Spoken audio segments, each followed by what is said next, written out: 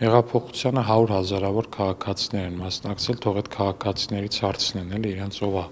տարել հրապարակ, իրենց ինչ-որ մեկը տարել է, թե քաղաքացիները իրենց կամքով են գնացել հրապարակ։ Մարդիկ ուղղակի չեն ուզում համակերպվել այն մտքի հետ, որ Հայաստանի Հանրապետության քաղաքացիները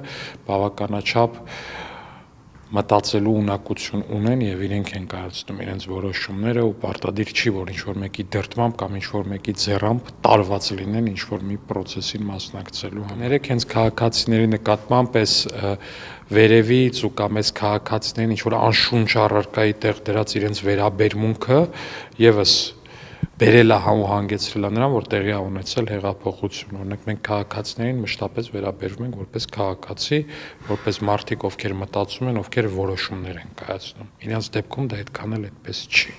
Օրինակ քոչարանականները իրենք չեն դժում, որ հեղափոխություն տեղի է ունեցել, բայց ասում են ինչու այդքան հեշտ իշխանությունը հանձնեցիք Նիկոլ Փաշինյանին։ Այսինքն էլ ինչ պետք է աներ ՀՀԿ-ն եւ անձամբ ՍՍՍ։ Դե իրանց ներքին գզվրտոցների մեջ չեմ ուզում մտնել։ Հիմա կարող է մեկը մյուսին բացատրում է, որ պետք է սպանել բոլորին, այն մեկը ասում է, որ չէ, սպանել չէր լինի, ինձ կսպանեին դրա արդյունքում, այդքան իրանց ներքին գզվրտոցներն է, մեծ հաշվով իմ տպավորությամբ այստեղ ավելի շատ իրանք իրար մեջ ուրիշ հարցեր ունեն բարձելու